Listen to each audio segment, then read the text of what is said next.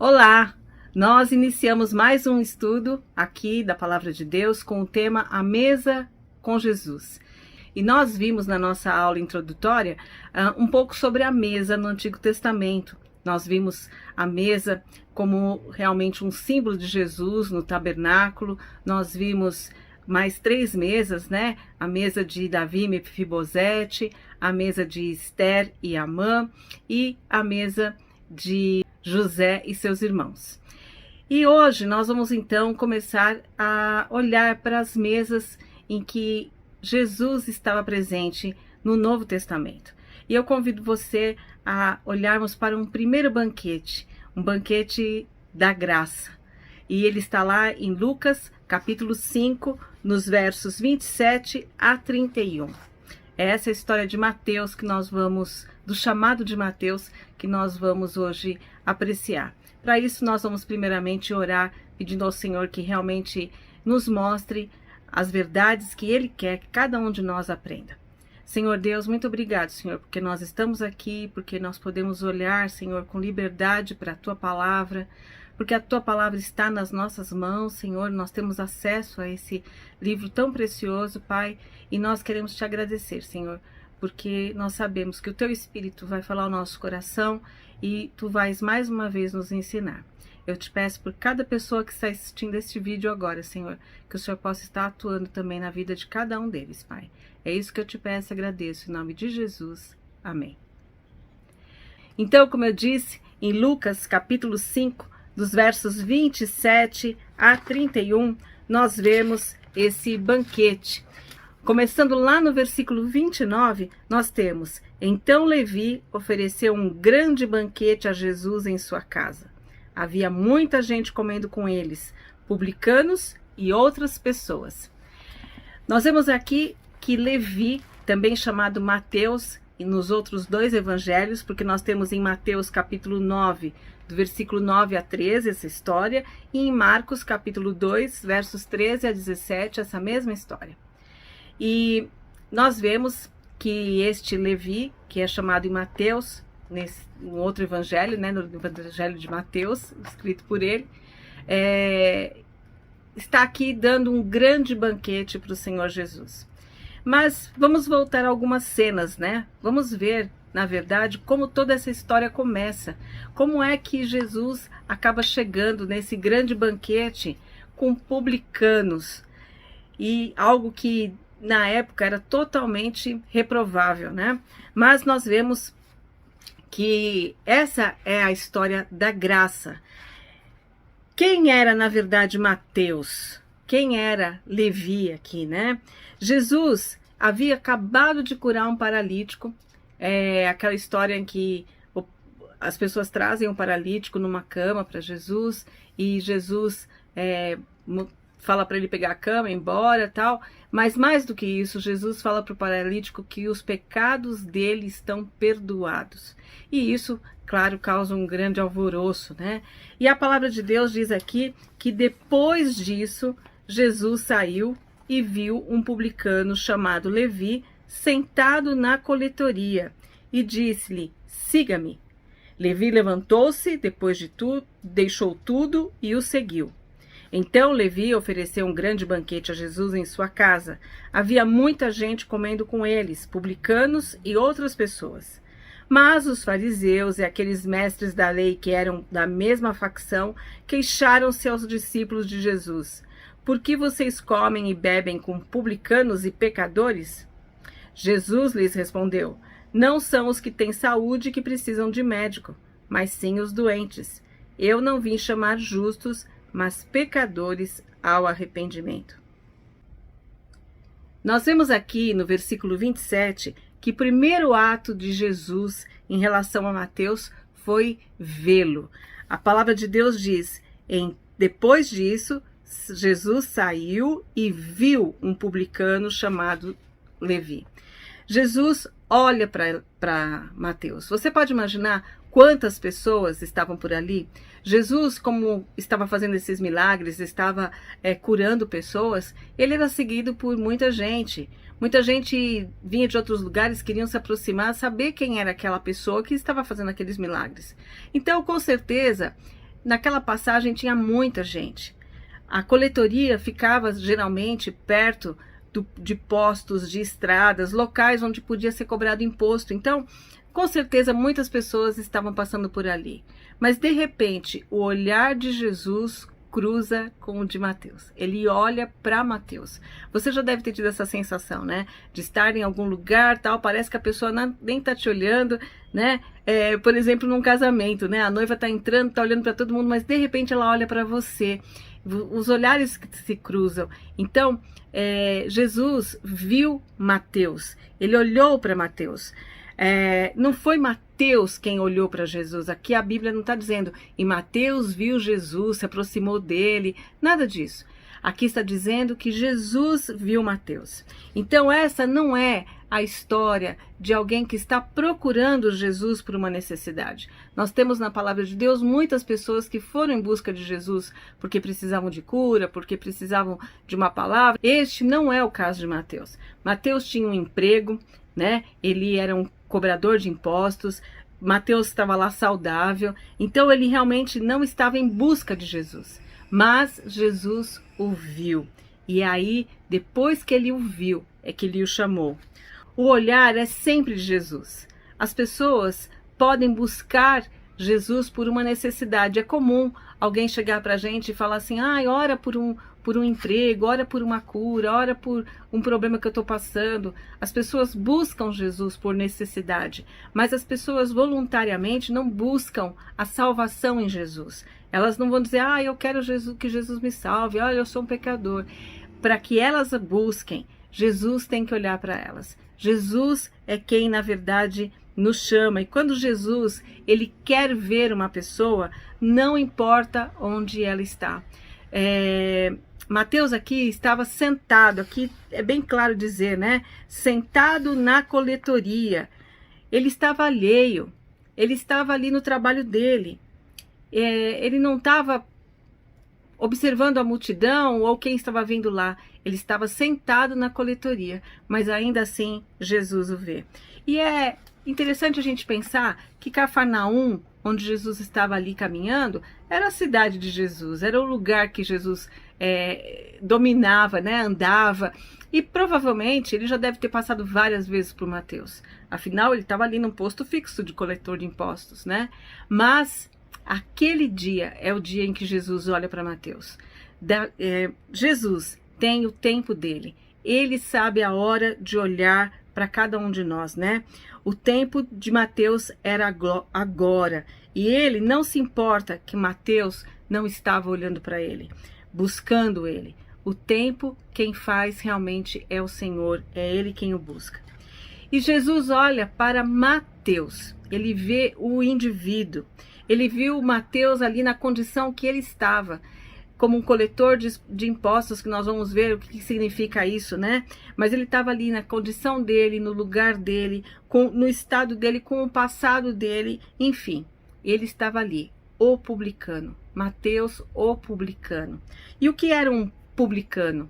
Eles eram coletores de impostos, como eu falei para vocês. As pessoas pagavam os impostos, que seriam impostos que Roma obrigava os judeus, né? Roma tinha ocupado toda a terra de Israel, e aí eles tinham que pagar impostos para Roma. E Roma, então, escolhia alguns judeus, pessoas locais, e transformava eles em coletores de impostos. É por isso que eles eram tão mal vistos. Imagina, você ter um país estrangeiro que invade aqui o Brasil, né? Passa a cobrar muito imposto, grande parte de tudo aquilo que você produz, e a sua vizinha se torna a pessoa que cobra, né? Ela que marca e tal. Mas mais do que isso, ela cobra mais do que aquela nação que está ocupando o Brasil pede. Ela cobra mais porque uma parte fica para ela. Era isso que os coletores de impostos faziam, né? Eles eram mal vistos porque eles, na verdade, apareciam como traidores do povo judeu. Estavam trabalhando para os romanos. E, além disso, ainda exploravam o povo judeu, pegando a mais para se enriquecerem. E, com isso, muitas coisas aconteciam também com esses publicanos. Os cobradores eram considerados ladrões, assaltantes, assassinos. Eles estavam na mesma categoria para o judeu. Não lhes era permitido entrar na sinagoga. Eles eram... os judeus podiam, era permitido aos judeus enganá-los, perjurar. Isso não representava um pecado para o judeu. Doações de caridade que eles faziam eram rejeitadas. Eles não podiam ser considerados testemunhas em tribunal. Cargos importantes lhes eram vedados. Então vejam que uma série de coisas na sociedade judaica eram restritas a eles. As suas famílias que participavam da riqueza roubada também eram marginalizados. Um fariseu que se tornasse coletor era expulso e sua esposa podia divorciar-se deles. Então, era impressionante a quantidade de coisas que um publicano tinha que passar por ser publicano, por ser um coletor de impostos, né? E quando eles assumiam esse cargo, eles demonstravam que não tinham problemas nenhum com a sua consciência, nem estavam defendendo os preceitos de Deus. E isso era exatamente o contrário dos fariseus, que defendiam todos os preceitos da lei. Por isso que os fariseus eram tão contra, né, tão opostos aos publicanos. Porque os publicanos são símbolo de desonestidade, de arbitrariedade, de egoísmo, de ânsia de vingança. Eram pessoas que, para enriquecerem rapidamente, estavam a serviço dos inimigos da pátria. Eram pessoas que renegavam seu povo, sua pátria e a fé. Quem queria tornar-se publicano tinha que saber que estaria separando-se conscientemente de Deus, do povo e da pátria, cometeria consciente e continuamente pecados graves contra Deus, o povo e a pátria, teria de suportar o desprezo de todas as pessoas decentes e ele seria castigado eternamente no inferno, segundo a concepção judaica. Então vejam que é este homem, né? É a este homem com toda essa carga de rejeição dos judeus, é para esse homem que o olhar de Jesus se dirige, não é? Os publicanos na época, eles eram equiparados realmente a ladrões, a assassinos, a pior tipo de pessoa. E é para esse que Jesus olha. E nós vemos que o próprio Jesus, ele tinha uma concepção também de quanto os publicanos eram horríveis, né? E desprezíveis, porque lá em Mateus capítulo 18, verso 15 e 17, nós podemos ler: Ora, se teu irmão pecar contra ti, vai e repreende-o entre ti e ele só. Se te ouvir, ganhaste a teu irmão. Mas se não te ouvir, leva ainda contigo 1 ou 2, para que pela boca de 2 ou 3 testemunhas toda a palavra seja confirmada. E se não as escutar, dize-o à igreja. E se também não escutar a igreja, considera-o como um gentil e publicano. Ou seja, se ele permanecer no pecado, não se arrepender, você pode considerar ele um publicano. Vejam só, né? Como era considerado o publicano. Alguém rebelde, alguém que não se arrependia, alguém que realmente não estava interessado em Deus. E aonde ele estava? Ele estava na coletoria, esse lugar onde eram pagos os impostos. Essa repartição pública, por assim dizer, né, era fixada nas pontes das estradas e os canais para pedágios e na margem dos lagos. Então, por quê? Eles cobravam imposto sobre a pesca. Então, é aí que está Mateus, ali na coletoria, com toda essa rejeição judaica, né? Até mesmo Jesus sabia que um publicano não era uma boa pessoa, mas mesmo assim, Jesus olha para ele. Jesus vê inteiramente Mateus. Ele vê o seu exterior de coletor, sim, mas ele também vê o seu interior. Ele vê o seu potencial, ele vê o seu coração, né? Jesus vê o seu passado, sim, ele vê o presente que ele está ali fazendo, mas Jesus tem a capacidade de ver o futuro de Mateus. Ele sabe que aquele coletor de impostos iria se transformar em um escritor do Evangelho. Vejam que coisa fantástica. Ele foi um discípulo de Jesus e depois ele escreveu o Evangelho de Mateus, em que ele exalta a Jesus realmente como o rei. Então, isso que é bonito, né? A gente vê que Jesus olha, vê aquela pessoa naquela condição, mas ele vê também a transformação que vai ocorrer naquela vida. E Jesus, além de olhar para Mateus, nós vamos ver aí o segundo ato de Jesus, né? Aqui no versículo 27 ainda ele diz, viu sentado na coletoria e disse-lhe, siga-me. Jesus chama Mateus. É o segundo ato de Jesus, ele dá uma ordem direta para Mateus, ele não convida Mateus. Ô Mateus, você não quer vir comigo, não? Não, ele é simples e direto. Siga-me, segue-me. Hoje, a gente olha para isso e a gente pensa assim, é claro, Jesus está convidando ele tinha que o seguir. Mas vamos pensar com os olhos da época, né? Jesus era um estranho, Jesus era alguém que estava passando ali e que tinha feito milagres e tal, mas Jesus olha para ele e diz, segue-me. E o que acontece aqui é que a gente vê que Levi levantou-se, deixou tudo e o seguiu. Não titubeou, né? Quantos de nós será que seguiríamos um estranho se ele falasse assim, né? Com certeza nós faríamos algumas perguntas para ele. Mas para onde você quer que eu te siga? Quem mais vai? É para fazer o quê? Eu vou te seguir para fazer o quê? Né? Mas a Bíblia diz que ele levanta-se, deixa tudo e o segue. Simples assim. Ele chamou, eu vou. Por quê? O chamado de Jesus é um chamado irresistível. O pecador, quando ele é chamado por Jesus, ele não vai, não sei, vou ver, talvez mais tarde. Não. Quando Jesus chama, essa é uma doutrina básica, né? O chamado é irresistível, porque ele nos chama soberanamente. Ele está acima da nossa vontade. Nenhuma pregação longa aqui, nenhum argumento muito grande, né? Não. Um simples chamado. Segue-me. E é aí que Mateus vai, né? E essa palavra, no original, ela quer dizer realmente isso. Siga-me como um discípulo. Não é simplesmente vem atrás de mim, mas é vista a minha camisa, sabe? Faça parte do meu time, faça parte do meu partido, né? Vem, você vai me seguir, você vai ser meu discípulo. Você vai passar por onde eu passo. Eu vou à sua frente e você vai vindo atrás de mim, né? Siga-me, eu vou estar com você. No relato de Lucas aqui, ele acrescenta, né? Deixando tudo. Isso não é citado em Mateus nem em Marcos, mas Lucas fala disso. Deixando tudo.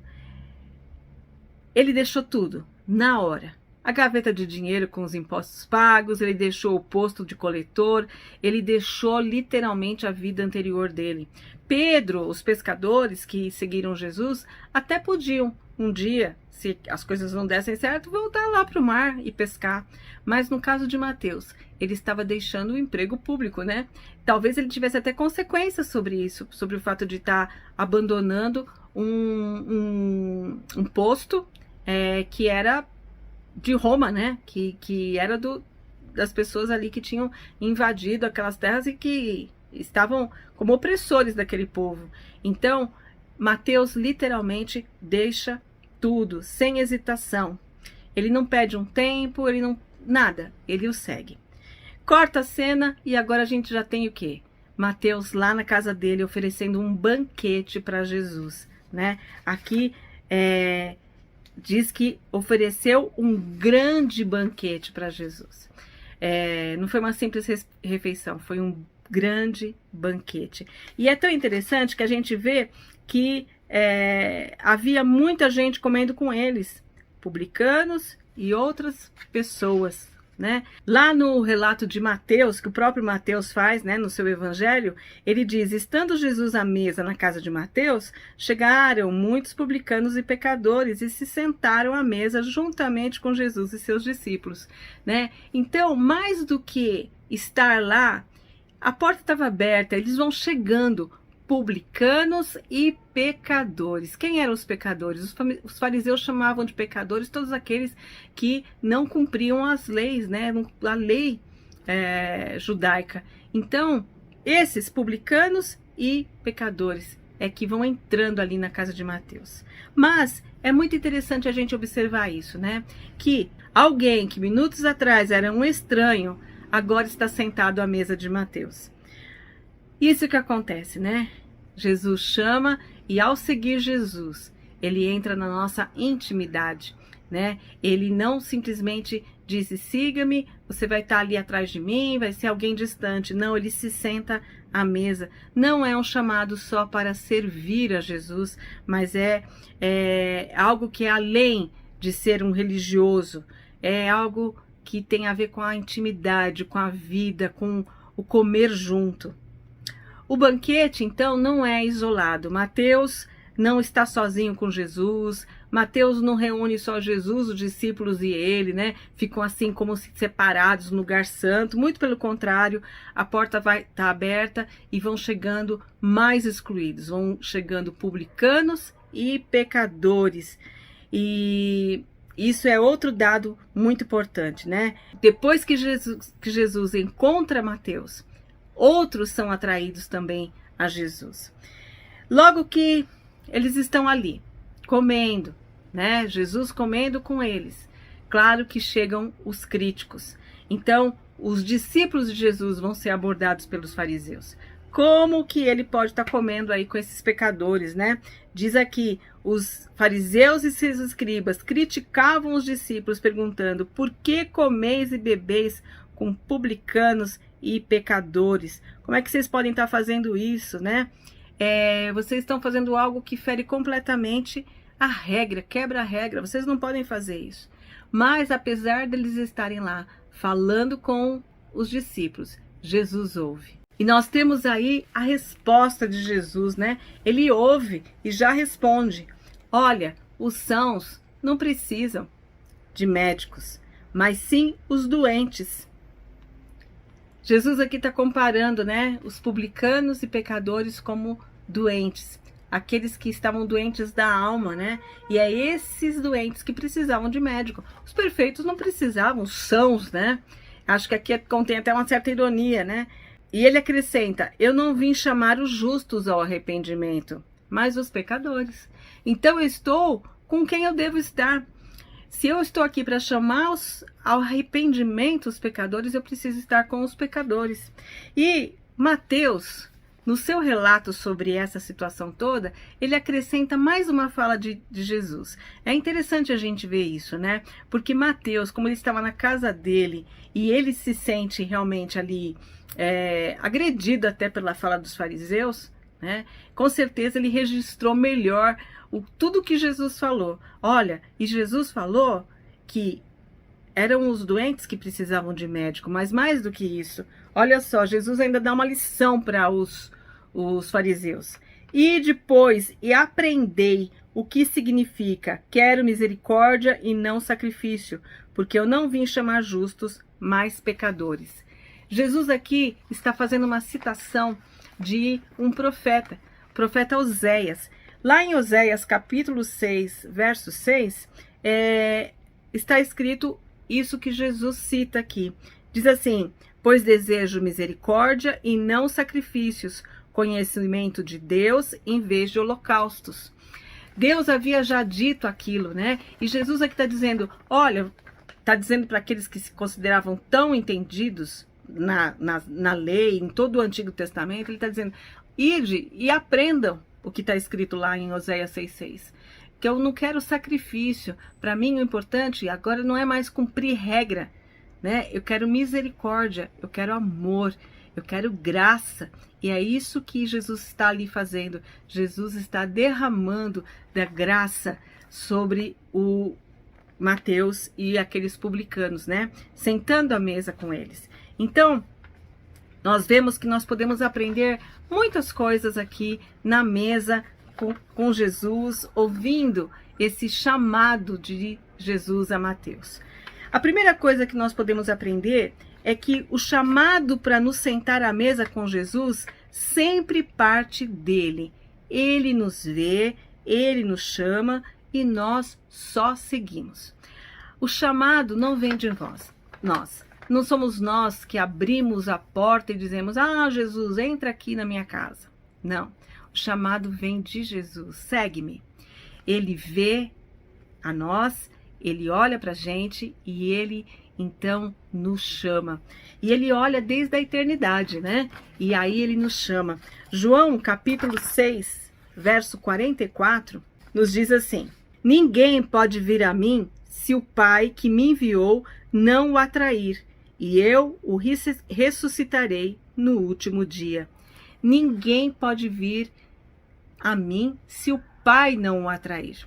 É Deus, né, na sua soberana vontade, que nos atrai a Ele, que coloca em nós o desejo de irmos até Jesus.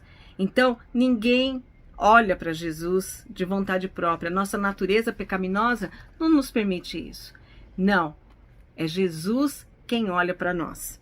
A segunda lição que nós aprendemos com essa história é que quando Jesus nos chama a sentar à sua mesa, ele já viu quem éramos, quem somos e quem nós seremos em suas mãos. Sua graça se derrama sobre o nosso passado, sobre o nosso presente e sobre o nosso futuro.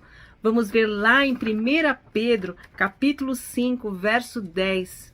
O Deus de toda a graça, que o chamou para a sua glória eterna em Cristo Jesus, depois de terem sofrido por pouco tempo, os restaurará, os confirmará, os fortalecerá e os porá sobre firmes alicerces. Então, esse Deus de toda a graça que nos chamou, né? Ele olha para nós, ele nos chama e ele, depois de termos sofrido por um tempo, por pouco tempo, né, que é o nosso presente, ele nos restaura, ele nos confirma, ele nos fortalece e nos põe firmes alicerces. O Senhor Jesus, ele faz a obra inteira em nós. Por isso que às vezes as pessoas carregam culpas do passado. Ai, não, porque eu tive relacionamentos assim. Quando Jesus me encontrou, eu tinha feito tal coisa, eu fui uma péssima filha, eu fiz... Enfim, muitas coisas do passado que as pessoas mantêm no seu coração como culpa, mas quando Jesus olhou para nós, ele olhou para esse passado. E ele pagou o preço pelo nosso passado, e ele anulou a nossa culpa, né? E ele olha hoje para nós, e ele olha para o nosso futuro. Ele vê quem que nós vamos nos tornar realmente nas suas mãos, de que forma nós vamos contribuir para o reino dele. Então, o Senhor Jesus nos olha de uma maneira completa quando ele nos chama para sentar na sua mesa.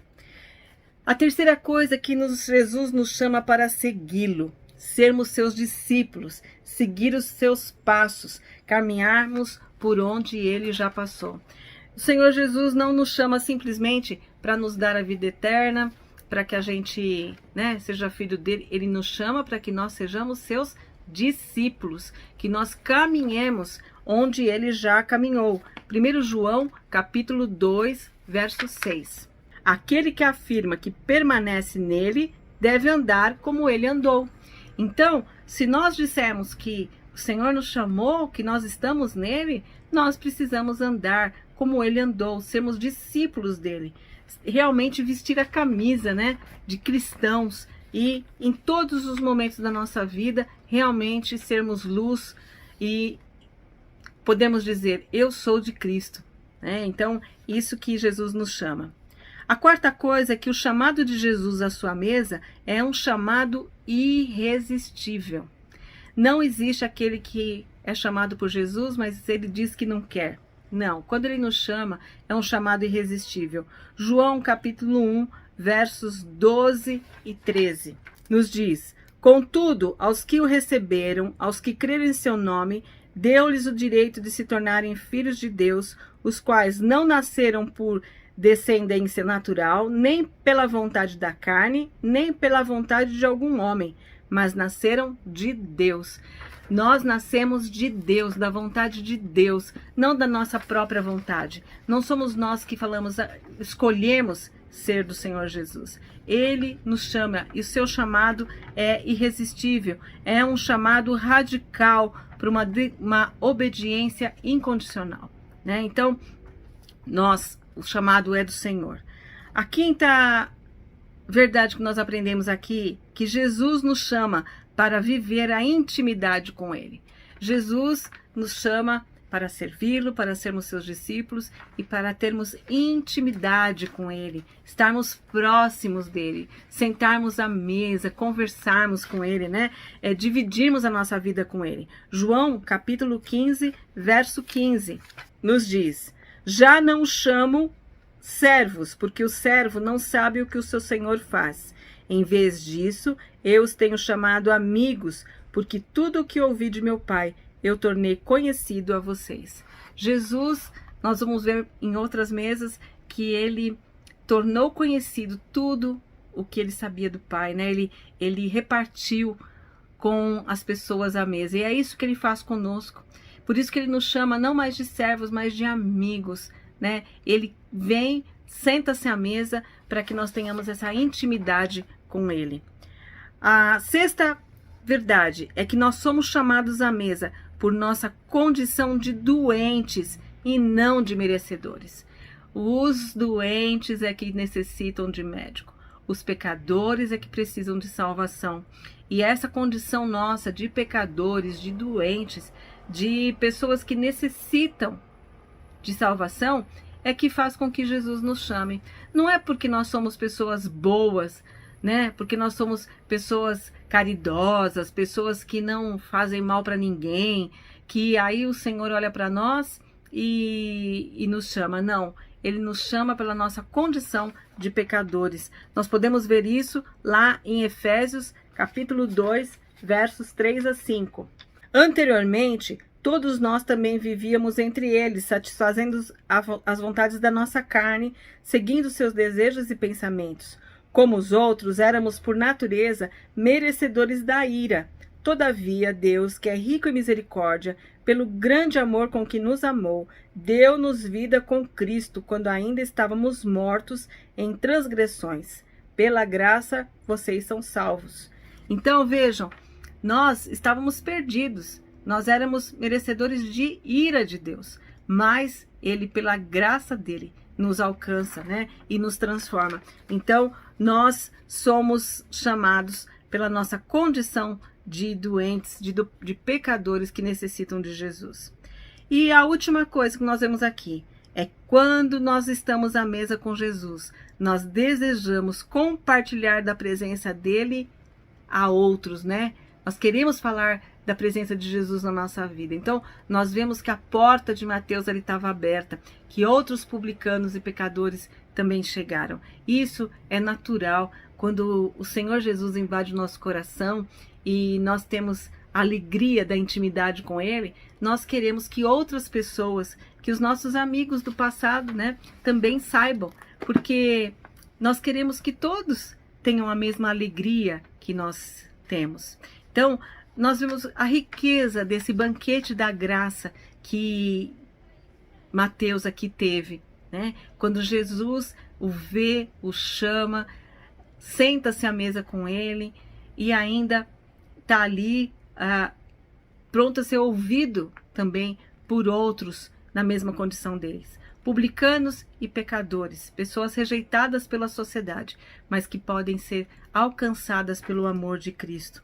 Por sua graça é que Jesus olhou para mim e para você.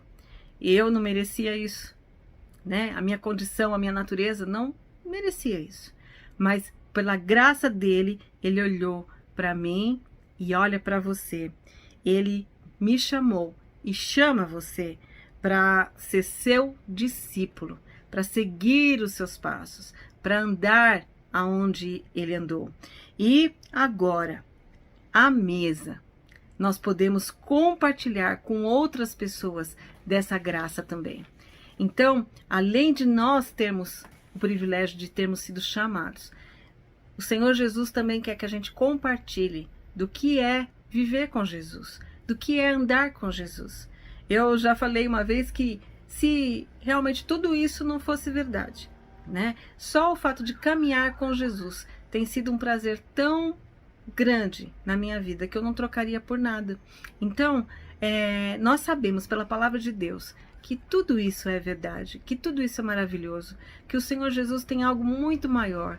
Eu fico encantada de imaginar que Jesus, quando olhou para mim, já sabia de toda a minha existência, tudo que eu ia fazer, de que forma ele ia atuar na minha vida, né? E é isso que ele faz com você também. Eu espero que você já tenha sentido este olhar de Jesus, que você já tenha podido ouvir o seu chamado e que você já esteja usufruindo da bênção, da intimidade da mesa com o Senhor. Que Deus te abençoe e até a próxima aula.